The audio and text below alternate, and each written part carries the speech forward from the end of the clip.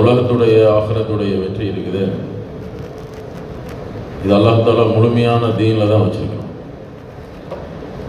தீன் என்பது அல்லாஹுடைய கட்டளையாக இருக்குது. நாயகம் ஸல்லல்லாஹு அலைஹி வஸல்லம் அவர்களுடைய மேலான வாழ்க்கை வழிமுறையாக இருக்குது. யாருடைய வாழ்க்கையில் தீன் இருக்குமோ அந்த வாழ்க்கையை கொண்டு ஒரு பெரிய நிம்மதி, சந்தோஷம், ஆரோக்கியம், வெற்றி, எல்லா விதமான நலவுகளும் இருக்குது. யாருடைய வாழ்க்கையில் தீன் இல்லையோ, அல்லாஹுடைய கட்டளை இல்லையோ, நபியுடைய வழிமுறை இல்லையோ, அந்த வாழ்க்கையை கொண்டு எந்த பிரயோஜனமும் இல்லை. அவர் எவ்வளோ பெரிய செல்வந்தராக இருந்தாலும் சரி, எவ்வளோ பெரிய ஆட்சி அதிகாரத்தில் இருந்தாலும் சரி, அவளுடைய வாழ்க்கையில் தீன் இல்லை, அல்லாஹுடைய கட்டளை இல்லை, நபியுடைய வழிமுறை இல்லை அப்படின்னு சொன்னால் அந்த வாழ்க்கையை கொண்டு எந்த பிரயோஜனமும் இல்லை. அவர் ஒரு நிம்மதியான வாழ்க்கையை பார்க்கவே முடியாது. அப்போ நம்மளுடைய வாழ்க்கையில் தீன் எந்த அளவுக்கு இருக்கணும் அப்படிங்கிறத நிர்ணயிக்கக்கூடிய ஒரு அளவுகோல் தான் ஈமான்னு சொல்லப்படுது. ஈமான் அப்படின்னு சொன்னால் அல்லாஹ் மீது உண்டான நம்பிக்கை. நம்ம கூட ஒரு பையன் படித்தான், நம்ம முஸ்லீம் கிடையாது, அவர் ஒரு நான் முஸ்லீம். அவர் ஒரு ஏத்திஸ்டாக இருந்தார், அதாவது நாத்திகவாதியாக இருந்தார், கடவுளே இல்லை அப்படின்னு சொல்லக்கூடிய.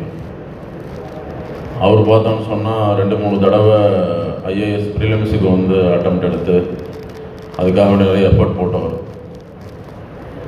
அதனால் அவருக்கு ஒரு ஃபோட்டோ மெமரி, ஒரு புக்கை பார்த்தாருன்னா அப்படியே மைண்டுக்குள்ளே போயிடும்.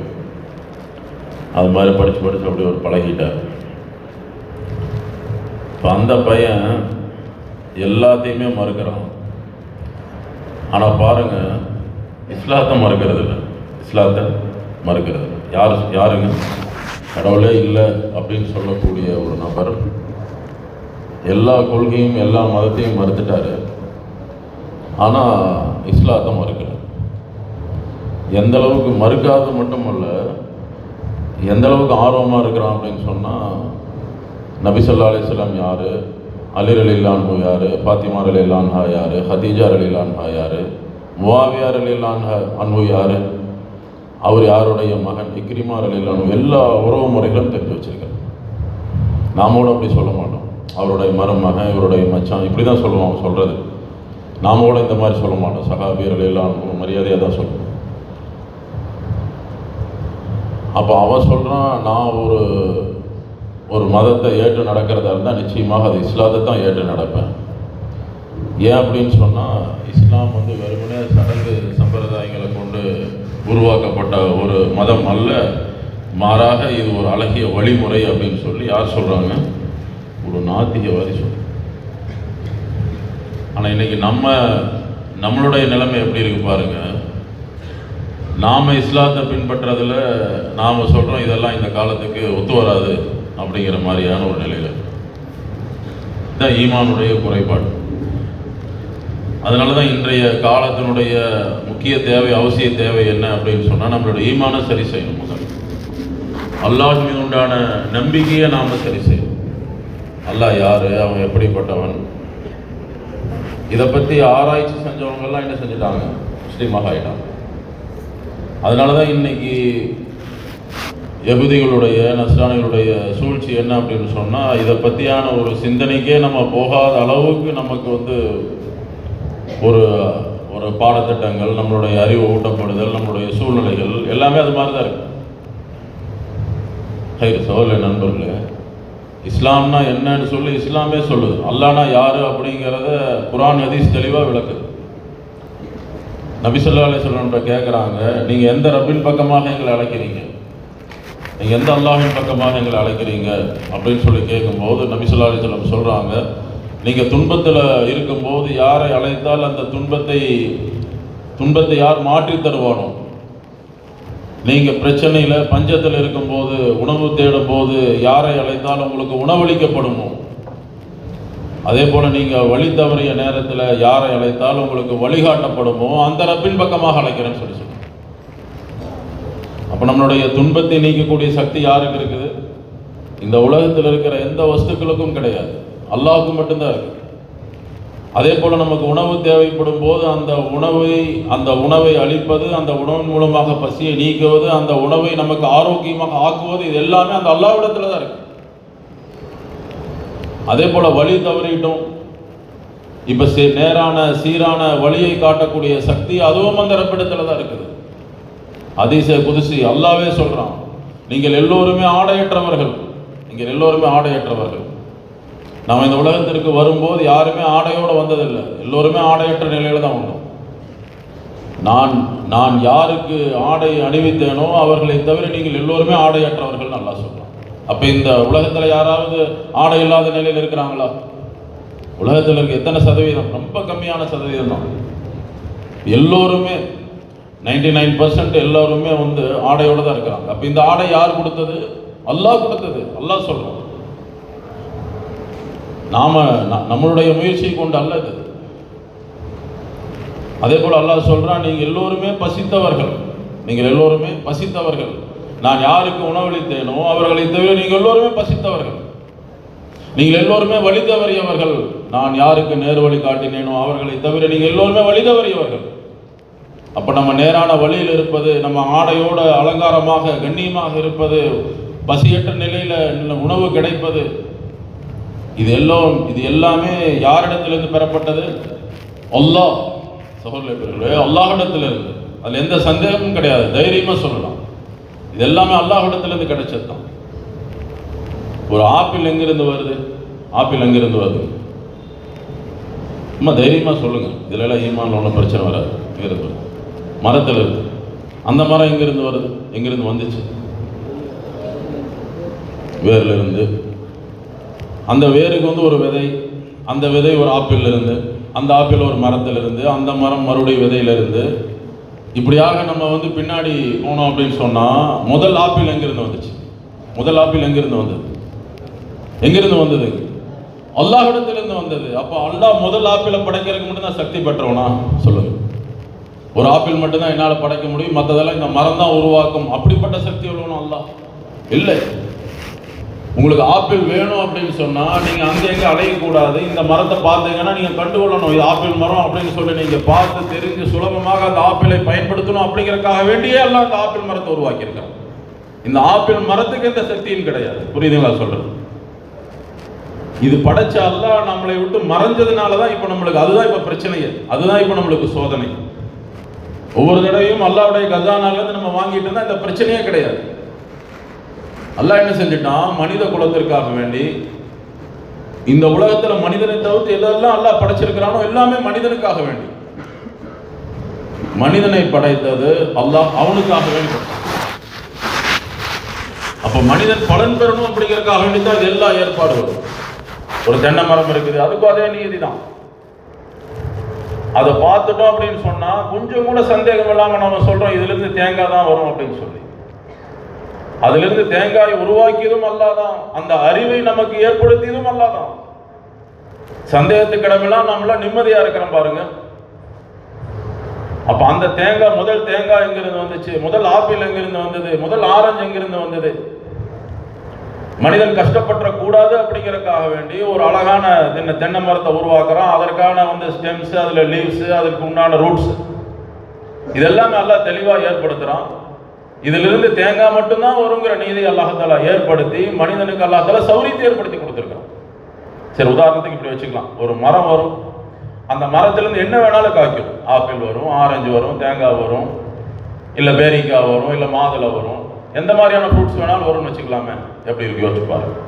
நமக்கு ஆப்பிள் வேணும்னா நம்ம எங்கே போவோம்? அது வளர்ந்து, அது பூ பூத்து, அது காய் காய்க்கிற வரைக்கும் நம்ம என்ன செய்யணும்? வெயிட் பண்ணணும். எப்படி நீங்கள் எடுப்பீங்க சொல்லுங்க? எப்படி உலக பொருளாதாரம் இயங்கும்? இந்த நாடு ஆப்பிள் ப்ரொடக்ஷனில் அதிகமாக இருக்குது. நம்ம ஊர் பொள்ளாச்சி இது கோகனட் ப்ரொடக்ஷனில் முன்னணியில் இருக்குது. இந்த மாதிரியெல்லாம் எப்படி உங்கள் உலக பொருளாதாரம் இயங்கும்? எப்படி மக்கள் இயங்குவாங்க சொல்லுங்க? எப்படி மக்களுடைய வாழ்வாதாரம் பூர்த்தி ஆகும்? என்ன நடக்கும்னே தெரியாது. அப்போ ஒவ்வொரு நாளும் நமக்கு கஷ்டமாயிடும். அதை வர வரைக்கும் நாம வெயிட் பண்ணிட்டு இருக்கணும். அது நமக்கு தேவையானது வரல அப்படின்னு சொன்னா முயற்சி அனைத்து வீணா போயிடும். அப்ப இந்த சௌரியத்தை ஏற்படுத்தி கொடுத்தது யாரு? அல்லாஹ். இவ்வளவு சௌரியத்தை நாம் அனுபவிச்சுட்டு அல்லாஹ்வை மறந்துட்டு இந்த சௌகரியங்களோட நம்மளுடைய வாழ்க்கையை கழிச்சுக்கிட்டு இருக்கும் போது தான் அல்லாஹ் நம்ம மேல கோவப்படும். இதுதான் அல்லாஹ்வுக்கு பிடிக்கிறது இல்லை. இதைத்தான் ஈமான்னு சொல்லப்படுது. இந்த செடியை பார்க்கும்போது, இந்த மரத்தை பார்க்கும்போது நீங்க நினைக்க வேண்டியது அந்த மரத்தையோ அந்த செடியோ அந்த வேரையோ அந்த மரத்தையோ அல்ல, மாறாக அல்லாஹ்வை நினைக்கணும். நபி ஸல்லல்லாஹு அலைஹி வஸல்லம் ஒரு இரவுல மழை பெய்யுது, அந்த மழையின் காரணமாக சில மக்கள் முஸ்லீமாக இருக்கிறீங்க, சில மக்கள் காஃபிராகிறீங்கன்னு சொன்னாங்க. சஹாபாக்கள் கேட்டாங்க, யா ரசூலல்லாஹ், இந்த மழையின் காரணமாக நாங்க எப்படி முஸ்லீமாக இருக்க முடியும், எப்படி காஃபிராக முடியும் அப்படின்னு கேட்டாங்க. நபி ஸல்லல்லாஹு அலைஹி வஸல்லம் சொன்னாங்க, இந்த மழை மேகத்திலிருந்து வருது, நல்லா கவனிங்க, இந்த மழை மேகத்திலிருந்து வருதுன்னு யாரெல்லாம் சொல்லுவீங்களோ இவங்க எல்லாம் காஃபிர் ஆயிட்டாங்கன்னு சொன்னாங்க. நவுது. ஒரே ஒரு வார்த்தை, ஒரே ஒரு சிந்தனை மாறுதலின் காரணமாக ஈமானுக்கு பெரிய ஆபத்து இருக்குது. சௌர்ல பெரியவர்களே, இந்த உலகத்தில் ஏற்படுத்திய இந்த காரண காரியங்கள், இந்த வஸ்துக்கள் எல்லாமே அல்லாஹ்வுடைய குதரத்துக்குட்பட்டது. அது அல்லாஹ்வுடைய கட்டளைக்குட்பட்டது. அல்லாஹ்வுடைய கட்டளையோடு தான் அது இயங்கிக் கொண்டிருக்கு. ஒரு ஆணும் பெண்ணும் சேர்றாங்க, அந்த பெண் கர்ப்பமாக ஆகிறாங்க, அந்த குழந்தை ஒன்று ஆண் அல்லது பெண். அதனால அந்த பெண் கர்ப்பமான உடனேயே எல்லோருக்குமே சந்தோஷம். இப்ப நியதி இப்படி இருக்குது. அதுல வந்து ஆணும் வரலாம், பெண்ணும் வரலாம், ஒரு பாம்பு பிறக்கலாம், ஒரு நாய் பிறக்கலாம், ஒரு பூனை பிறக்கலாம், எப்படி வேணாலும் இருக்கலாங்கிற மாதிரி நியதி இருந்திருந்தா யாராவது சந்தோஷப்படுவாங்களா சொல்லுங்க? அந்த பெண் கர்ப்பமானா உடனே எல்லாத்துக்கும் பயம் வந்துடும். இதுல இருந்து என்ன வருமா தெரியாது. சகோதரர்களே பெரியவர்களே, இதையெல்லாம் வெறுமனே இயற்கைன்னு சொல்லி கடந்து விட முடியாது. இந்த நியதியை ஏற்படுத்தியது யார்? இவ்வளவு பெரிய ஏற்பாட்டை ஏற்படுத்தியது யார்? ஒரு சக்தி இல்லாமல் எப்படி நிகழும் இது? இப்படி இருக்கக்கூடிய நேரத்தில் என்னுடைய படிப்பை கொண்டாகுது, என்னுடைய உத்தியோகத்தை கொண்டாகுது, என்னுடைய முயற்சியை கொண்டாகுது அப்படின்னு சொல்லக்கூடிய இந்த வார்த்தை இருக்குது. ஒருபோதும் அல்லாஹ்வுக்கு பிடிக்கிறது. நீங்க எப்படி நீங்க படிக்கலாம், செய்யலாம், என்ன வேணாலும் செய்யலாம், எவ்வளவு வேணாலும் சம்பாதிக்கலாம், அது பிரச்சனை இல்லை. ஹலால் ஹராமுடைய பேணுதலோடு நல்ல விதமாக வாழ்க்கை வாழலாம். ஆனா இது எல்லாம் நம்மளுடைய முயற்சியோடு சம்பந்தப்படுத்துறதுதான் ஈமானுடைய ஆபத்து இருக்கு. அங்கதான் பிரச்சனையே. ஒரு மலை வரும்போது நபி ஸல்லல்லாஹு அலைஹி வஸல்லம் சொன்னாங்க, இந்த மலையை மேகத்தோடு சம்பந்தப்படுத்தினா காஃபிர்னு சொன்னாங்க. யாரை பார்த்து சொன்னாங்க? சஹாபாக்களை பார்த்து சொன்னாங்க. சஹாபாக்களை பார்த்து.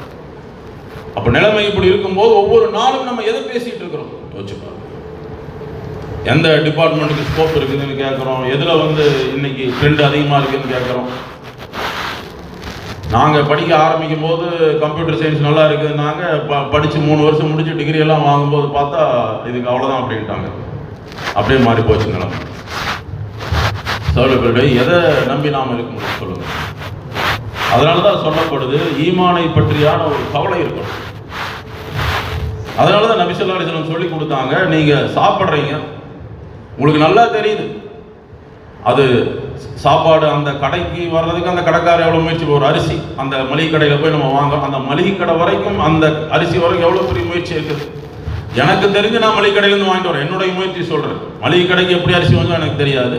ஆனா நான் ஒரு நேரத்தை எடுத்து நான் பைக் எடுத்துட்டு போறேன், நான் சம்பாதிச்ச காசு கொண்டு போய் கொடுத்து அரிசி வாங்கி என் ஒய்ஃப் சமைக்கிறாங்க.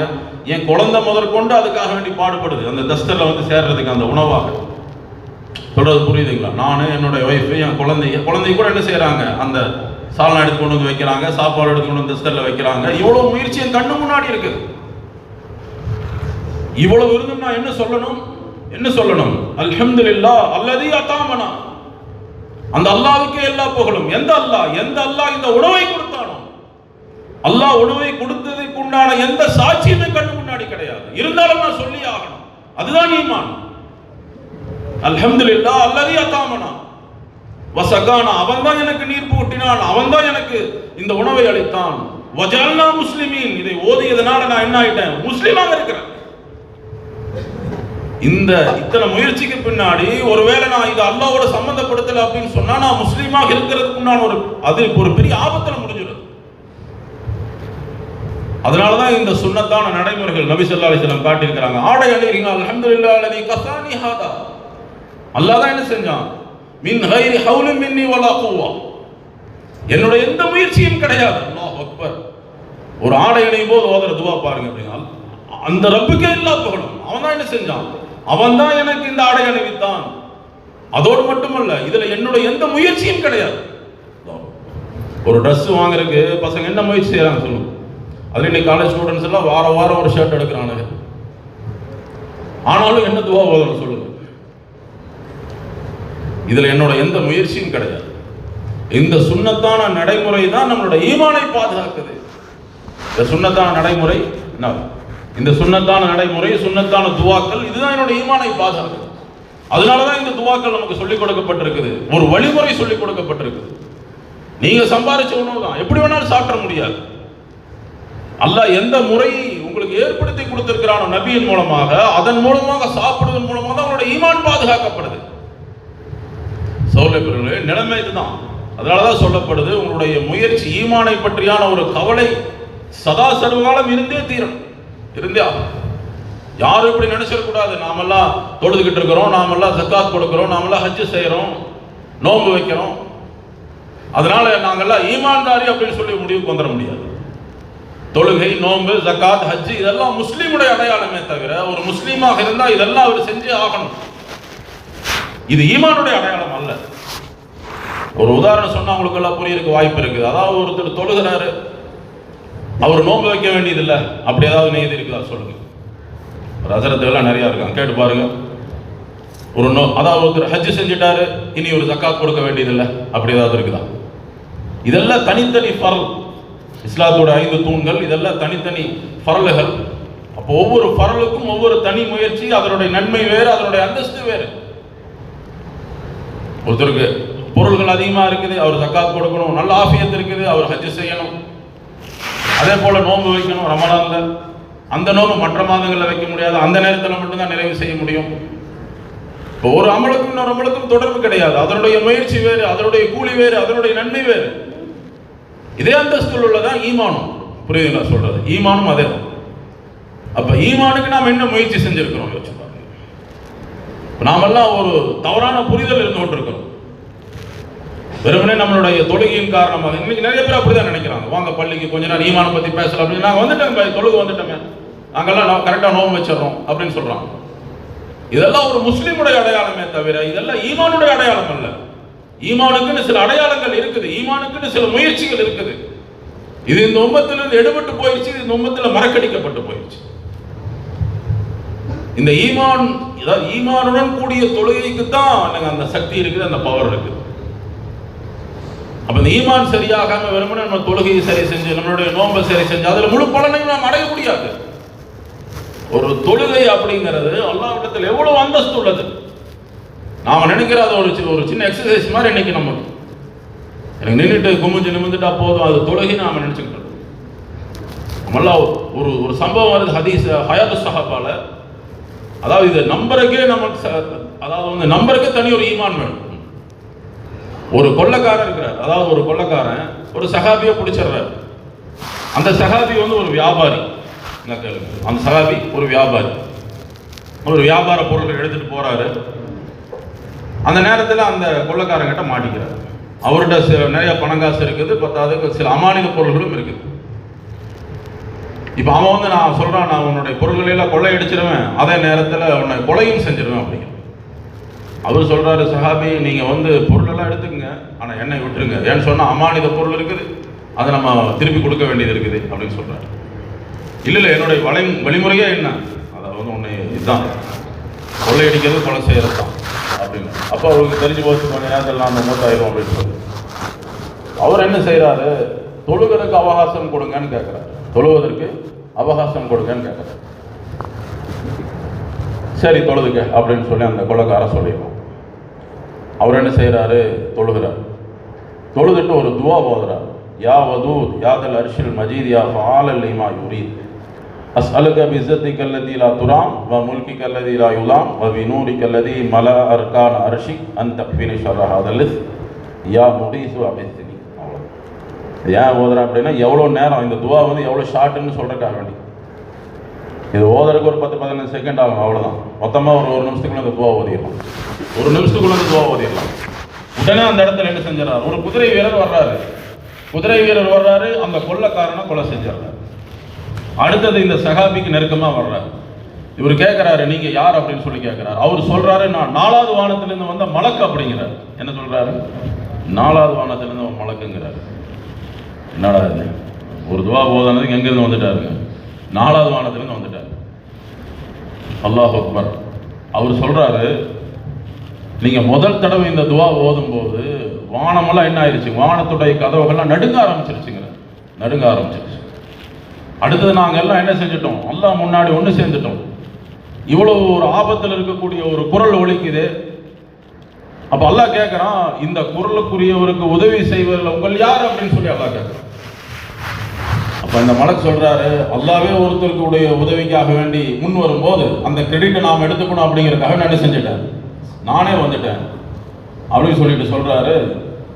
யாரெல்லாம் 4 ரக்காயத் சலாத்துல் ஹாஜத் தொழுது 3 முறை இந்த துவாவை ஓதுவாங்களோ அவங்களுடைய உதவிக்காக வேண்டி அல்லாஹ் என்னை அனுப்பிச்சு வைப்பான் அப்படின்னு சொல்லி சொல்றாரு. அல்லாஹ் என்னை அனுப்பிச்சு வைப்பான். இன்னைக்கு நானும் நீங்களும் 4 ரக்காயத் தொழுது 3 தடவை இந்த துவாவை தான் நமக்கு வேண்டி யார் வருவாங்க, அந்த 4வது வானத்து மலக்கு வருவார் நிச்சயமாக. அல்லாஹ் கண்டிப்பா அனுப்பிச்சு வைப்பான். சொல்லிட்டு சொல்றாரு, அவர் ஆபத்தில் இருந்தாலும் சரி ஆபத்தில் இல்லைனாலும் சரி, சிரமத்தில் இருந்தாலும் சரி சிரமத்தில் இல்லைனாலும் சரி, சும்மா மலக்குடைய உதவி வேணுமா 4 ரக்காயத் தொழுங்க, நம்பிக்கையோட இந்த துவா ஓதுங்க, யார் வருவாங்க, நம்ம கூட மலக்குமார்களே வந்துடுவாங்க உதவிக்காக வேண்டி. தொழுகை சஹாபாக்களுடைய தொழுகையின் மூலமாக கியாமத்து நாள் வரை வரக்கூடிய கடைசி மனிதன் வரைக்கும் அவனுடைய சிரமத்துக்கு தேவையான தீர்வை, அந்த பிரச்சனைக்குரிய தீர்வை அந்த சஹாபாக்கள் என்ன செஞ்சுட்டாங்க, ஒரு 4 ரக்காத் தொழுகையின் மூலமாக பெற்றுக் கொடுத்துட்டாங்க. ஒரு சஹாபியுடைய தொழுகை முழு மனித சமுதாயத்துடைய பிரச்சனைக்குரிய தீர்வாக அமையுது அப்படின்னு சொன்னா, இன்னைக்கு நம்மளுடைய தொழுகை யோசிச்சு பாருங்க. நம்மளுடைய தொழுகை கொண்டு நம்மளுடைய ஒரு சின்ன பிரச்சனை கூட என்ன ஆக மாட்டேங்குது, தீர மாட்டேங்குது. காரணம் என்ன? தொழுகை அதனுடைய அந்தரங்கம் என்ன? அது மானக்கேடான அருவருக்கத்தக்க காரியங்கள் நம்மளை தடுக்கணும், அது நம்மளை தடுக்கணும். ஆனா இன்னைக்கு அருவருக்கத்தக்க காரியங்கள் நம்மள்ட்ட அதிகமானதன் காரணமாக அந்த தொழுகையில ஒரு இன்ட்ரெஸ்ட் வர்றதில்லை, தொழுகையில ஒரு இன்ட்ரெஸ்ட் வர்றதில்லை, ஒரு ருசி வர்றதில்லை. பத்தாவதுக்கு நம்ம கூட என்ன செஞ்சிருக்கிறோம், மொபைல் போன் வச்சிருக்கிறோம். இது நம்மளை என்ன ஆக்கிடுதுங்க, பைத்தியமாக ஆக்கிடுது, பைத்தியமாக ஆக்கிடுது. நம்ம திடீர்னு ஒரு ரீல்ஸ் பார்க்கறத பாருங்க எப்படி இருக்கும் அப்படின்னு சொல்லி, ஒரு ரீல் வரும் சந்தோஷப்படுவார், இன்னொரு ரீல் மேலே தள்ளி விடுவார், என்ன ஆகும், மோளன அழகாக விளக்கம் சொன்னாங்க. இன்னொரு ரீல் வந்த உடனேயே ஷாக் ஆகிடுவார், அடடா என்னடா இப்படி ஆயிடுச்சு அப்படின்னு நினைப்பார். அப்புறம் இன்னொரு ரீல் தள்ளி விடுவார், வெக்கப்படுவார். அப்புறம் இன்னொரு ரீலை தள்ளி விடுவார், மறுபடியும் சிரிப்பார். இப்போ இந்த ஃபோனை விட்டுருங்க, அவரை மட்டும் பாருங்க என்ன ஆகிட்டு இருப்பாருங்க, திடீர்னு சிரிப்பார், அப்புறம் ஷாக் ஆவார், அப்புறம் அழுவார், அப்புறம் மறுபடியும் துக்கப்படுவார், அப்புறம் கொஞ்சம் வெக்கப்படுவார். ஏறக்குறைய எப்படி ஆயிடுச்சுங்க, ஏறக்குறைய உதாரணமாக ஃபோனை பற்றி தெரியாத நம்ம வீட்டில் ஒரு நன்னிமாவோ தாரியமாவோ இருக்கிறாங்கன்னு வச்சுக்கலாம். அவங்க கையில் ஃபோன் இல்லாமல் அவரை மட்டும் பார்த்துக்கிட்டு இருக்கிறாங்க. ஏடா பேராண்டி இப்படி பைத்தியம் மாதிரி ஆகிட்ட அப்படின்னு இல்லையா, அப்படிதான் இருக்கும் சீன். ஃபோனை பார்த்து இதெல்லாம் நடக்கிற மாதிரி நமக்கு தெரிஞ்சதுனால நம்ம அதை பற்றி யோசிக்கிறது இல்லை. அப்போ ஒவ்வொருத்தரையும் இந்த ஃபோன் எந்த மாதிரியான நிலைமைக்கு உள்ளாக்கி இருக்குது, பைத்தியமாக ஆக்கி வச்சு. இப்போ ரோட்டில் போய் அப்படிதானுங்க, திடீர்னு ஒரு சிரிப்பாங்க, ஏன்னு நமக்கு காரணம் தெரியாது, திடீர்னு சத்தம் போடுவாங்க. கொஞ்சம் புத்தி சுவாதீனம் இல்லாமல் போயிடுச்சு அப்படின்னு சொன்னால் யார் பார்த்து பிள்ளையோ அப்படின்னு சொல்லி இந்த மாதிரி இருக்கிறானே அப்படின்னு சொல்லி வருத்தப்படும். இன்றைக்கி நம்மளுடைய நிலைமைகள் எல்லாம் அந்த ஃபோன் என்ன ஆக்கிடுச்சு, அந்த மாதிரி ஆக்கிடுச்சு. இப்படி ஆக்கினதுனால தொழுகையிலையோ குரான்லையோ இதில் எல்லாம் என்ன ஆகிறது இல்லைங்க, ஒரு இன்ட்ரெஸ்ட் வர்றது நமக்கு. என்ன அதில் ஒரு இன்ட்ரெஸ்ட் இருக்கிறது. 3 விஷயத்தை பார்த்தாலே நன்மை, குரான், பெற்றோர்கள், காபத்துல்லா, இந்த 3ஐயும் பார்த்தாலே நன்மை. கண்ணுக்குரிய இபாதத் அது, இதை பார்த்தாலே நன்மை. ஆனால் இந்த மாதிரியான உபகரணங்கள், இந்த மாதிரியான சாதனங்கள் நம்மளை என்ன ஆக்கிருச்சு அப்படின்னு சொன்னால், இந்த பார்த்தாலே நன்மை கிடைக்கக்கூடிய இந்த விஷயத்தின் மீது நமக்கு வெறுப்பை ஏற்படுத்திடுச்சு. குரானை பார்க்கறதுக்கு உண்டான ஒரு இன்ட்ரெஸ்ட் வர்றதில்லை, அதில் ஒரு ருசி தெரிகிறதில்லை. பெற்றோர்களை பார்க்கறதுலையுமே ஒரு ருசி தெரிகிறதில்லை. யாராவது பெற்றோர்களை அன்பான கண் கொண்டு பார்க்குற அளவுக்கு இன்னைக்கு நம்மளுக்கு அவகாசம் இருக்குதா சொல்லுங்க? இல்லை, அந்த மாதிரியான ஒரு நிலையே இல்லை. அது அத்தா அம்மாவெல்லாம் நமக்கு எப்படி தெரியுறாங்க, வில்ல மாதிரி தெரியுறாங்க. ஹதீஸுடைய கருத்துல வருது, கியாமத்துடைய நெருக்கத்தில் நண்பர் சொல்றதை கேட்பாங்க, தந்தை சொல்றதை, தந்தையும் நண்பரையும் ஒப்பிட்டு வருது, வேற யாரை பத்தியும் வரல, மனைவியோ இல்லை வேற யாரோ ஃப்ரெண்ட்ஸோ, அந்த வேற ரீதியில வராம தந்தை சொல்றதை கேட்க மாட்டாங்க. தந்தையை அப்ப என்ன ஆக்கிக்க மாட்டாங்க, நண்பனாக ஆக்கிக்க மாட்டாங்க. ஒரு தந்தையும் மகனும் நண்பனை போல இருக்கணும் அப்படிங்கிற அந்த விஷயத்தை இஸ்லாம் கற்றுக் கொடுக்குது, இஸ்லாம் கற்றுக் கொடுக்குது. ஆனா அந்த மாதிரி ஒரு சிந்தனையும் இல்லாத ஒரு நிலையில தான் இன்னைக்கு நம்மளாம் இருந்துகிட்டு இருக்கோம். சௌரல பெரியவர்களே, காரணம் என்ன அப்படின்னு சொன்னா ஈமானுடைய முயற்சி இல்லாதேன்னு காரணமா, ஈமானுடைய முயற்சி இல்லாதேன்னு காரணமா. ஒரு விஷயத்தை நம்ம விளங்குறது இல்லை. என்ன அப்படின்னு சொன்னா, இந்த இயல்பு வாழ்க்கை இருக்குது, இந்த இயல்பு வாழ்க்கையில அல்லாஹ்வும் ரசூலும் கலந்திருக்கணும்.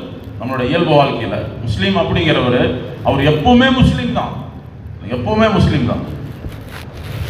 அவருக்குன்னு சொல்லி தனிப்பட்ட ஒரு பிரைவேட் லைஃப்லாம் கிடையவே கிடையாது. அவர் எப்போதுமே முஸ்லீமா தான். தனியா கழிவறையில் இருக்கிறாரா, இல்லை தனியா மனைவியோடு இருக்கிறாரா, எங்க இருந்தாலும் சரி, அல்லது ஒரு கூட்டத்தில் இருக்கிறாரா, எப்போதுமே அவர் இஸ்லாமிய வாழ்க்கை வழிமுறையில் வாழ்ந்துகிட்டே இருக்கணும். அது அமல், அது இபாதத்தாக கணிக்கப்படுது. அது இபாதத். எப்படி நீங்க தொழுதா ஒரு நன்மை கிடைக்குது, குர்ஆன் ஓதுனா நன்மை கிடைக்குது, அதே போல நம்ம பெற்றோர்களோடு நடந்து கொள்ளக்கூடிய முறைகள், நண்பர்களோடு நடந்து கொள்ளக்கூடிய முறைகள், ஆசிரியர்களோடு நடந்து கொள்ளக்கூடிய முறைகள், இதெல்லாம் இபாதத்தாக கணிக்கப்படுது.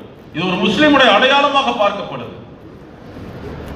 ஒரே ஒரு சம்பவம் எல்லாமே உங்களுக்கு தெளிவாக புரியறதுக்கு வாய்ப்பு இருக்குது.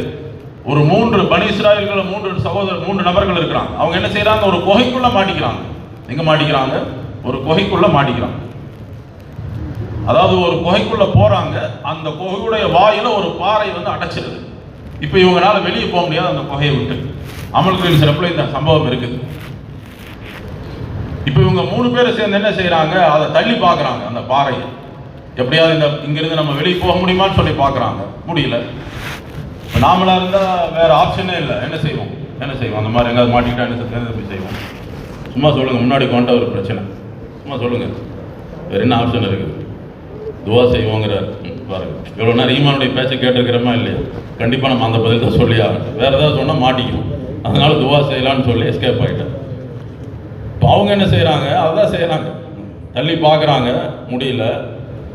அதனால சரி நம்ம துவா செய்வோம், நம்ம வாழ்க்கையில் நடந்த ஏதாவது ஒரு நல்ல அமலை நாம் முன் வச்சு துவா செய்வோம் அப்படின்னு சொல்லி சொல்கிறாங்க.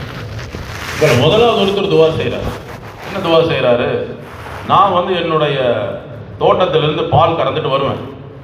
பால் கறந்துட்டு வந்து முதல்ல யாருக்கு கொடுப்பேன்? என்னுடைய தாய் தந்தையருக்கு தான் கொடுப்பேன். முதல்ல என்னுடைய தாய் தந்தையருக்கு நான் கொடுப்பேன். இன்னைக்கு நம்ம வாங்கிட்டு வர சம்பளத்தை கூட என்ன செய்யறது இல்லைங்க, நம்ம அந்த மாதிரி கொண்டு போய் கொடுப்போமா அப்படிங்கிறது சந்தேகம் தான். ஆனால் அவர் என்ன செய்யறாரு, பாலை கொண்டு வந்து என்னுடைய தாய் தந்தையருக்கு கொடுப்பேன். என்னுடைய தாய் தந்தையர் குடிச்சதுக்கு அப்புறம் தான் என்னுடைய மனைவி, மக்கள், அடிமைகள் எல்லோருக்குமே. அவங்க குடிக்காம நான் யாருக்கும் கொடுக்க மாட்டேன். எப்படி ஒரு அழகான வழிமுறை பாருங்க. அப்போ ஒரு நாள் நான் அது மாதிரி பால் கறந்துட்டு வந்தேன். கொஞ்சம் தாமதம் ஆயிடுச்சு. என்னுடைய தாய் தந்தையர் உறங்கிட்டாங்க, தூங்கிட்டாங்க. இப்போ அவங்களுக்கு கொடுக்காம நான் என்ன செய்ய முடியாது, மற்றவங்களுக்கு கொடுக்க முடியாது. அதனால அந்த பால் கிண்ணத்தை கையில் ஏந்தனவர் அப்படியே நான் நின்றுட்டேன் இரவு முழுக்க. அவர் கொண்டு போய் என்ன செய்யலைங்க, ஃப்ரிட்ஜில் வைக்கல, இல்லை சரி அவங்களுக்கு தேவையானது கொண்டு போய் நம்ம தனியாக எடுத்து வச்சுருவோம், இவங்களாம் எழுந்திரிச்சதுக்கப்புறம் அவங்களுக்கு கொடுத்துக்கலாம், அப்புறம் இவங்களுக்கு கொடுத்துக்கலாம், அப்படியெல்லாம் அவர் நினைக்கவே இல்லை. அதே வழிமுறை தான். அத்தை அம்மா குடிக்காம நான் யாருக்கும் கொடுக்க மாட்டேன். இது அவருடைய வாழ்க்கையில் நடந்த இயல்பான நிகழ்வு. அதை சொல்றாரு, யா அல்லாஹ் இந்த நிகழ்வு இருக்குதே உனக்காக வேண்டி, இது உனக்காக வேண்டி, நான் உனக்காக வேண்டி செஞ்சேங்க. இது ஒரு அமல், இது ஒரு அமலாக கணக்கிடப்படுது. ஒரு இரவு முழுக்க அவர் நின்று வணங்கியதையோ அல்லது குர்ஆன் ஓதியதையோ அல்லது திக்ரு செஞ்சதையோ அல்லது சதக்கா செஞ்சதையோ எதையும் அமலாக அந்த இடத்துல சமர்ப்பிக்கிறது. அவருடைய வாழ்க்கையில இயற்கையாக இயல்பாக நடந்த ஒரு நிகழ்வு. அந்த நிகழ்வோடு அல்லாஹ் கலந்திருந்ததுனால அது அமலாக கணிக்கப்படுது. அதான் நம்ம கவனிக்கணும் இந்த இடத்துல. இதே போல எத்தனையோ நிகழ்வு நம்முடைய வாழ்க்கையில நடக்குது. அதெல்லாம் அமலாக கணிக்கப்படணும் அப்படின்னு சொன்னா அல்லாஹ்வுடைய சிந்தனை அதில் இருக்கணும். அதான் அசல். இதுதான் இஸ்லாமிய வாழ்க்கை, இதுதான் ஒரு முஸ்லிமுடைய வெளிப்பாடு. இதற்காக வேண்டித்தான் இந்த முயற்சி. இந்த 40 நாள், 4 மாசம், வருஷம், 2வது வருஷம், 3வது வருஷம் உலமாக்கள் போறாங்க. எல்லாம் தெரிஞ்சவங்க, இல்மை கற்றுக்கொண்டவங்க, குர்ஆனை நல்ல விதமாக அறிந்து கொண்டவர்கள் எவ்வளவு நாள் போறாங்க? நாம அசல்ல பார்க்க போனா நாம தான் போகணும். 2 வருஷம் 3 வருஷம் எல்லாம் நமக்கு தான் தெரியாது. ஆனா நல்லா தெரிஞ்சவங்க இன்னும் அதிகமான நாட்கள் அல்லாஹ்வுடைய பாதையில போறாங்க. காரணம் என்ன? அந்த ஈமானுடைய வேல்யூ என்னன்னு தெரிஞ்சிருக்குது அவங்களுக்கு. அதை பாதுகாக்கணும், அதுக்காக முயற்சி செய்யணும், அதை கொண்டு போய் மக்கள்கிட்ட சேர்க்கணும். இது நம்ம மீது பொறுப்பு. இது அப்ப இந்த ஈமான் அவருடைய இயல்பு வாழ்க்கையில கலந்திருந்ததன் காரணமாக அந்த நிகழ்வு இருக்குது, அது அமலாக கணிக்கப்பட்டுருச்சு அந்த இடத்துல. அப்ப அந்த பாறை கொஞ்சமா நகருது. ஆனாலும் இவங்களாம் என்ன செய்ய முடியாது, வெளியே போக முடியாது. 2வது ஒரு நபர் துவா செய்யறாரு. அவரு சொல்றாரு, எனக்கு பிரியமான ஒரு பெண் ஒருத்தவங்க இருந்தாங்க. அவங்கள தவறான முறையில் அடையணும்னு சொல்லி நான் ரொம்ப முயற்சி செஞ்சேன். ஆனால் அதுக்கு உண்டான சந்தர்ப்பமே கிடைக்கல. அது விபச்சாரம், அது பெரிய பாவம். இருந்தாலும் அவர் என்ன செய்கிறாரு, அவருடைய தூண்டுதல் காரணமாக, நப்சுடைய தூண்டுதல் காரணமாக செய்யறதுக்கு தயாராகிறாரு. இப்போ ஒரு சந்தர்ப்பம் இப்படி ஏற்படுது, அந்த பெண்ணுக்கு ஒரு தேவை, ஒரு பண தேவை ஏற்படுது, கொஞ்சம் பண கஷ்டம். இவர்கிட்டயே அந்த பெண் உதவி கேட்குது, எனக்கு ஏதாவது பணம் கொஞ்சம் உதவி செய்யுங்க அப்படின்னு சொல்லி. அப்போ இவர் அந்த இடத்துல டிமாண்ட் வைக்கிறார், நீ என்ன செய்யணும், என் கூட விபச்சாரத்தில் ஈடுபடணும். அப்படி ஈடுபட்ட அப்படின்னு சொன்னால் அந்த பணத்தை நான் கொடுக்குறேன் அப்படிங்கிற நிபந்தனையின் பேரில் அந்த பணத்தை கொடுத்துட்றாரு. இப்போ அந்த பெண்ணும் இவரும் தனிமையில் சந்திக்கிறாங்க. அந்த நேரத்தில் அந்த பெண் அல்லாஹை பற்றி ஞாபகப்படுத்துகிறாங்க. அந்த பெண்ணுக்கு நிர்பந்தம், அந்த பெண்ணு இந்த மாதிரி தவறு செய்யணுங்கிறதெல்லாம் இல்லை, பண கஷ்டம், என்ன செய்யறது, வேற வழி இல்லாமல் இப்படி ஒரு சிக்கலில் மாட்டிக்கிட்டாங்க. சௌரபில் ஹதீஸில் வருது, அந்த பெண்ணுடைய இரு கால்களுக்கு மத்தியில் இவர் அமர்ந்துடுறார். அந்த நேரத்தில் அந்த பெண் அல்லாஹை படுத்தி ஞாபகப்படுத்துறாங்க. இவர் உடனே அந்த செய்கையில் என்ன செஞ்சிடறாரு, விலகி கொள்றாரு.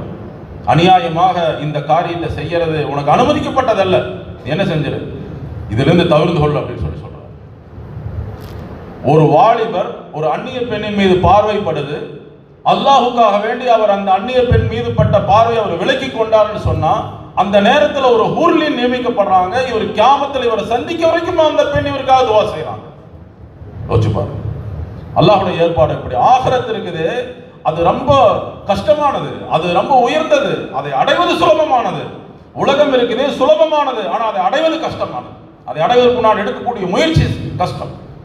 இந்த மாதிரியான ஒரு பெண்ணை கியாமத் வரைக்கும் நமக்காக துவா செய்ய வைக்க முடியுமா? சாதாரணமா முடியாது. ஆனா ஒரே ஒரு பார்வை, அந்நிய பெண் மீது நம்ம படும்போது அதை நம்ம தவிர்த்து கொண்டோம் அப்படின்னு சொன்னா, கியாமத் வரை அந்த பெண் ஊர்லின் நமக்காக துவா செய்யலாம். சௌரபில் சாதாரண விஷயம் அல்ல. அவங்கெல்லாம் நம்மள மாதிரி ஆண் பெண்ணுடைய அசுத்தங்கள் இருந்து வளர்ந்தவர்கள் அல்ல, அல்லாஹ்வுடைய கட்டளை கொண்டு அவங்கெல்லாம் படைக்கப்பட்டவர்கள். அந்த குங்கும ஆறு, அந்த சந்தனம், இது எல்லாம் ஓடிக்கொண்டிருக்கும். அல்லாஹ் நாடனா அப்படின்னு சொன்னா அதெல்லாம் ஒன்று சேர்ந்து அது ஒரு உருவமாக மாறி ஊர்லினாக மாறிடுவாங்க. 70 ஆடை அணிந்திருப்பாங்க, இருந்தாலும் அவங்களுடைய ரத்த நாளங்கள் அது கூட வெளிப்படும். அந்த மாதிரி இன்னைக்கு கொஞ்சம் ஆடை விலகிட்டா போதும், அதை பார்க்கறதுக்கு எத்தனையோ பேர் என்ன செய்யறாங்க, அப்படி இப்படி திரும்புறாங்க. நவுது பில்லா. அந்த மாதிரி தான் இன்னைக்கு நிலைமைகள் இருந்து ஒன்று இருக்குது. அது ஒரு ஃபேஷன் ஆயிருச்சு, இன்னைக்கு ஒரு ட்ரெண்டா மாறிடுச்சு. ஆனா அல்லாஹ் தஆலா என்ன எப்படிப்பட்ட பரிசுத்தவான்களை படைச்சு வச்சிருக்கிறோம், அவங்களை நமக்காக துஆ செய்யும்படியாக ஆக்கி இருக்கிறோம். அந்த பார்வை நம்ம விளக்குறமே, இந்த பார்வை அல்லாஹ்வுக்காக வேண்டி பயந்து கொண்ட இந்த பயம் நம்மளுடைய இபாதத்துல ருசி அதிகப்படுத்துது, இபாதத்துல ஒரு இன்பத்தை ஏற்படுத்துது. அப்ப இந்த வாலிபர் என்ன செய்யறாரு, அந்த பெண்ணிடத்திலிருந்து விலகி கொள்றாரு. அப்ப அவர் அல்லாஹ்ட்ட முன் வைக்கிறார், யா அல்லாஹ், இந்த நிகழ்வு இருக்குது உனக்காக வேண்டிதான், உன்னை பயந்து தான் நான் அந்த பெண்ணை என்ன செஞ்சுட்டேன், விட்டுட்டேன். அந்த பெண்ணுக்கு கொடுத்த காசையும் அந்த பெண்ணுக்கே கொடுத்துட்டேன், திருப்பி எல்லாம் வாங்கல. அப்ப இன்னைக்கு கொஞ்சம் அந்த பாறை என்ன செய்யுது, விலகுது. இவங்க நான் என்ன செய்ய முடியாது, வெளியே போக முடியாது. இன்னையும் இப்ப 3வது ஒருத்தர் துவா செய்யறாரு. அவரு சொல்றாரு, என்னிடத்துல ஒரு வேலையால் வேலை செஞ்சுக்கிட்டு இருந்தார். அவரு வேலை செஞ்சுட்டு கூலி வாங்காம போயிட்டார். அவருடைய கூலி இருக்குது 2 ஆடு தான், 2 ஆடு. அந்த 2 ஆடு அவர் திரும்பி வரும்போது பார்த்தோம் அப்படின்னு சொன்னா, அவர் கூலி வாங்க வரக்கூடிய நேரத்தில் அந்த 2 ஆடு ஒரு ஆட்டு மந்தையா பெருகிடுச்சு. அவர் கூலி என்னன்னு கேட்கிறாரு, இந்த ஆட்டு மந்தை தான் என்னுடைய கூலின்னு நான் சொல்றேன். அவர் விளையாடாதீங்கன்னு சொல்றாரு. இல்ல இதுதான் உங்களுடைய கூலி, எடுத்துட்டு போங்க. எல்லாத்தையும் எடுத்துட்டு போயிட்டார். நம்மள மாதிரி ஒரு ஃபார்மாலிட்டிக்கெல்லாம் சொல்லலை, இதான்ப்பா எடுத்துட்டு பாப்பா சொல்ல. வந்தோடனே சரி 2 ஆடு தானே, சரி அந்த ஆட்டு மந்தையில ஓரமாவே இந்த 2 ஆட்டு மட்டும் கொடுத்து அனுப்பு அப்படிலாம் சொல்ல. இவர் சொன்னாரு, அவர் அல்லாஹ்க்காக அவர் எடுத்துட்டு போயிட்டார். பாருங்க சகோதர நண்பர்களே, அவர் சொல்றாரு, இது உனக்காக வேண்டி தான் நான் செஞ்சேன் அப்படிங்கிறார். அந்த ஆட்டிலிருந்து வந்ததான் ஆட்டு மந்தை, இருந்தாலும் இவருடைய முயற்சி இருக்குதா இல்லையா சொல்லுங்க, அது எல்லாத்தையுமே கொடுத்துட்டார். இப்போ இவருடைய வியாபாரத்திலே ஆகட்டும், இவருடைய தனிப்பட்ட வாழ்க்கை, நம்மளுடைய குடும்ப வாழ்க்கை, இதுல எல்லாமே அமலாக மாற்றியது எது? இப்போ இவர் இந்த துவா செய்யறாரு சொல்லி முடிச்சிடறாங்க. இது துவா செய்யறாரு, அந்த பாறை விலகுது, இவங்க இருந்து எஸ்கேப் ஆயிடுறாங்க, வெளியே வந்துடுறாங்க. இப்போ பாருங்க, இவருடைய தனிப்பட்ட வாழ்க்கையாகட்டும், நம்மளுடைய குடும்ப வாழ்க்கையாகட்டும், நம்மளுடைய தொழில் சார்ந்த வாழ்க்கையாகட்டும், இந்த வாழ்க்கையெல்லாம் இபாதத்தாக மாற்றியது எது? இயல்பான நடந்த நிகழ்வு தான் எல்லாமே. இது அமலாக மாற்றியது, இது இபாதத்தாக மாற்றியது ஈமான். இதுதான் சொல்லப்படுது, ஒரு முஸ்லீம் எல்லா இடத்துலையும் முஸ்லீமாக இருக்கணும், இதான் அசல். அதனாலதான் நம்ம மற்றவங்களுடைய ஹக்குகளை பூர்த்தி செஞ்சு நடக்கணும், அல்லாஹ்க்காக வேண்டி நடந்து கொள்ளணும், இதுதான் அசல். கபர்ல கேட்கப்படக்கூடிய 3 கேள்விக்கு உண்டான தயாரிப்பு இருக்குது. இதுதான் இல்ம், வேற எதுவுமே கிடையாது. அல்லாஹ்னா யாரு, நபினா யாரு, இது நம்மளுடைய வாழ்க்கையோடு இருக்கணும். அல்லாஹ் நம்மளுடைய வாழ்க்கையோடு கலந்து இருக்கணும். அப்பதான் அந்த இடத்துல அந்த பதில் சொல்ல முடியும். நபி ஸல்லல்லாஹு அலைஹி வஸல்லம் வாழ்க்கையோடு இரண்டரை கலந்து இருக்கணும். உங்களுடைய தீன் என்ன, இஸ்லாம், இந்த இஸ்லாம் நம்மளுடைய முழு வாழ்க்கையிலும் இருக்கணும். இதுதான் சகோதர நண்பர்களே, இதற்காக வேண்டி தான் இந்த முயற்சி, இதற்காக வேண்டி தான் இந்த முயற்சி. ஹதீஸ்ல வருது, நீங்க ஒரு பாவம் நடைபெற பார்த்தீங்க அப்படின்னு சொன்னா அதை கையால தடுங்க. அப்படி இல்லைன்னு சொன்னா, இதுதான் ஈமானுடைய உயர்ந்த தரம். அப்படி இல்லை அப்படின்னு சொன்னா நீங்க நாவால சொல்லுங்க. இன்னைக்கு நாமெல்லாம் இந்த 2வது தரத்தை ஈமான்ல தான் இருந்துகிட்டு இருக்கிறோம். யாருமே கையால தடுக்கிற அளவுக்கு இன்னைக்கு நம்மளுக்கு சக்தி இல்லை. நாவல தான் சொல்றோம், அதுக்கே இன்னைக்கு சக்தி குறைவா தான் இருக்கு. அதுவும் உன்னால முடியலையா, மனசுலயாவது நினைங்க. இந்த மனசுல ஒரு வருத்தம் வருது பாருங்க பாவத்தை பார்த்து, இதுதான் ஈமானுடைய அடையாளம். தொழுகையோ நோம்போ ஹஜ்ஜோ ஜக்காத்தோ அல்ல ஈமானுடைய அடையாளம். ஒரு பாவம் அல்லாஹ்வுக்கு மாற்றமான ஒரு காரியம் நடக்குது அப்படின்னு சொன்னா, இதை பார்த்து இப்படி ஒரு காரியம் நடக்குதே அப்படிங்கிற ஒரு வருத்தம் வருது பாருங்க, இதுதான் ஈமான் இருக்குதுங்கிறதுக்கு உண்டான அடையாளம். நீங்க இந்த சூழ்நிலையிலே இருந்துகிட்டு இருந்தீங்க அப்படின்னு சொன்னா இது மழுங்கி போயிடும், நம்மளுடைய உள்ளங்கள்லாம் மழுங்கிடும். இன்னைக்கு பாருங்க, காலேஜ்ல ஒரு பையனும் பொண்ணு பேசிக்கிட்டு இருந்தா யாருமே கண்டுக்க மாட்டாங்க. இன்னைக்கு ஒரு காலம் இருந்தது, என்ன ஒரு பொண்ணோட பேசிட்டு இருக்கிற அந்நிய பெண்ணோட அப்படின்னு சொல்லி. இன்னைக்கு அது என்ன ஆயிடுச்சுங்க சொல்லுங்க, ஓப்பனா பேசணும். இன்னைக்கு சகோதர நண்பர்களே சகஜமாயிருச்சு, இதெல்லாம் இருக்கிறதானுங்க அப்படின்னு சொல்லி. ஒரு நான் முஸ்லீம் ஒரு முஸ்லீம் என்ன செய்யறாங்க, லவ் பண்றாங்க, போயிட்டாங்க அப்படின்னு சொன்னா அதெல்லாம் இருக்கிறதானுங்க. காலேஜ்ல பாவம் நடந்து நடந்து இந்த சூழ்நிலையில இருந்து அந்த பாவத்தை பார்த்து அந்த பாவத்தை பற்றியான ஒரு வருத்தம் இல்லாத ஒரு நிலை நம்முடைய உள்ளங்கள் எல்லாம் மழுங்கி போயிருச்சு, உணர்வற்ற நிலைக்கு வந்துருச்சு. இது உணர்வற்ற நிலை அல்ல சகோதர நண்பர்களே, ஈமானற்ற நிலை. இந்த வருத்தம் இல்லாம போறது இருக்குது, ஈமானே இல்லை, ஈமான் ஆபத்துல போயிருச்சு. அதனால இந்த சூழ்நிலையிலிருந்து நீங்க கொஞ்சம் மாறணும், மலக்குகளுடைய ஒரு சூழ்நிலைக்குள்ள வரணும். பாவம்னா எது, பாவமற்ற நிலை எது, எது நன்மை, எது தீமை, எது ஹலால், எது ஹராம், இது நம்முடைய உள்ளங்கள் ஆழமாக பதியும். அப்பதான் நம்முடைய இயல்பு வாழ்க்கை அது ஈமானோடு கலந்து அது அமலாக மாறும். அப்பதான் கபர்ல கேட்கக்கூடிய அந்த கேள்விக்கு பதில் வரும். அப்பதான் மறுமையில அல்லாஹ்வுடைய அந்த பொருத்தத்துக்கு நம்மள ஆளாக முடியும். இதுதான் அசல். இதற்காக வேண்டிதான் அல்லாஹ்வுடைய பாதையில போறது. ஒரு முஃமினுக்கும் முனாஃபிக்குமான வித்தியாசமே அல்லாஹ்வுடைய பாதையில வெளியாகிறது தான், எந்த சந்தேகமும் கிடையாது. அதனால நீங்க எல்லாம் அல்லாஹ்வுடைய பாதையில போகல, எல்லாம் முனாஃபிக் ஆயிட்டீங்க, அந்த கருத்து சொல்ல வரல. அப்படி யாரும் தவறா எடுத்துக்கொள்ள வேண்டாம். குர்ஆனுடைய வசனம் அது. ஏன்னு சொன்னா முனாஃபிக்குகள் நபி ஸல்லல்லாஹு அலைஹி வஸல்லம் காலத்துல முன்சஃப்ல தக்பீர் தஹ்ரீமாவோட தொழுவாங்க. அதனால தொழுகை இருக்கிறது நம்முடைய மூமினாக இருக்குண்டான அடையாளம் கிடையாது. அல்லாஹ்வுடைய பாதையில வெளியாகிறது தான் நம்முடைய மூமினா, நம்ம மூமின் அப்படின்னு சொல்லி நிரூபிக்கக்கூடிய அடையாளமாக பார்க்கப்படுது. மூமின்கள் நலவான காரியங்கள் ஒருத்தருக்கு ஒருத்தர் உதவி ஒத்தாசையாக இருப்பாங்க, முனாஃபிக்குகள் பாவங்கள்ல உதவி ஒத்தாசையாக இருப்பாங்க. அதனாலதான் அவங்கள்ட்ட எல்லாம் வேண்டுகோள் வைக்கப்படுது, தாங்கெல்லாம் உண்மையான மூமின்களாக வாழ்ந்து அதே நிலையை அல்லாஹ்வை சந்திக்கக்கூடிய அந்த நாள் நம்முடைய வாழ்க்கையுடைய திருநாளாக ஆகணும். அதான் சார் நம்ம ஒரு மாணவனாக இருக்கிறோமா, சிறந்த மாணவனாக இருக்கணும். ஒரு மகனாக ஒரு சிறந்த மகனாக இருக்கணும். ஒரு சகோதரனாக இருக்கணும், சிறந்த சகோதரனாக இருக்கணும். ஒரு கணவன்னா ஒரு சிறந்த கணவனாக நான் இருக்கணும். அதே போல சமுதாயத்தில் நான் ஒரு பிரஜையாக இருக்கிறேன்னா சிறந்த பிரஜையாக இருக்கணும். எப்படி முடியும்? நான் ஒரு சிறந்த முஸ்லீமாக இருந்தால் மட்டுமே அது முடியும். அதற்காக வேண்டியது அல்லாஹ்வுடைய பாதையில அழைக்கப்படுது. அதுக்காக நம்ம தயாராகலாமா? இன்ஷா அல்லாஹ். காலையிலேயே நிறைய பேர் பேர் கொடுத்துருக்கிறீங்க. இப்போ சொல்லுங்களேன், இன்ஷா அல்லாஹ் நம்மளுடைய லீவு வர நேரத்தில் நாங்கள் எல்லாம் உடனடியாக நீங்கள் கிடைக்கக்கூடிய முதல் சந்தர்ப்பத்தில் உடனடியாக நாங்கள் அல்லாஹ்வுடைய பாதையில் வெளியாயிடுவோம். 4 மாதம்னாலும் சரி, 40 நாள், எவ்வளோ நாள் சரி, எல்லாம் நீயத்து வச்சு எந்திரிங்களா? இன்ஷா அல்லாஹ். ஒரு நிமிஷம் தயவு செஞ்சு யாரும் வெளியே போகிறதுக்கோ அந்த பக்கம் இந்த பக்கம் அசைகிறதுக்கோ முயற்சி செய்யாதீங்க. ரொம்ப முக்கியமான மஜ்லிஸ் அடுத்தடுத்து வர இருக்குது. உங்களுடைய நியத்தை மட்டும் நீங்கள் வெளிப்படுத்துறதுக்காக எந்திரிச்சு இல்லைங்க. இந்த ஹர்கத் இருக்குது அல்லாஹ்வுக்கு பொருத்தமானதாக ஆயிடுச்சு அப்படின்னு சொன்னால் நம்முடைய வாழ்க்கையுடைய வெளிச்சத்துக்கு இது அல்லாஹ் தஆலா காரணமாக ஆக்கிருப்பான். பிஸ்மில்லா, எந்திரிங்க. உறுதியான நியத்தோட எந்திரிங்களா? இன்ஷா அல்லாஹ். அல்லாஹ் கபூல் செய்வானாக. உங்களுடைய எதிர்காலத்திலும் அல்லாஹ் தஆலா பிரகாசமாக ஆக்குவானாக. அல்லாஹ் உங்களுடைய பெற்றோர்களுக்கு அவங்களை எல்லாம் அல்லாஹ் தஆலா கண்குளிர்ச்சியாக ஆக்கி வைப்பானாக. உங்களுடைய அனைத்து தேவைகளும் அல்லாஹ் தஆலா நிறைவு செஞ்சு வைப்பானாக. சார் எல்லாரும் அப்படியே உட்காருங்க, கொஞ்ச நேரம் உட்காருங்க. தம்பி யாரும் வெளியே போற முயற்சி செய்யாதீங்கம்மா. இவ்வளவு நேரம் எப்படி அமைதியாக வந்தீங்களோ அதே மாதிரி எல்லாரும் உட்கார்ந்துருங்க, சீக்கிரம் உட்கார்ந்துருங்க. இந்த மாதிரியான மஜ்லிஸ்கள் கிடைக்கிறது இருக்குது வருஷத்துக்கு 1-2 அவ்வளவுதான். இல்லைங்க, நாம இந்த மாதிரி நார்மலான ஒரு மீட்டிங் மாதிரி இதை பார்த்துடக்கூடாது. தயவு செஞ்சு எல்லாரும் உட்கார்ந்துருங்க. பின்னாடி நம்முடைய சாத்திகளை கரெக்டாக ஜோடு செய்யுங்க சார்.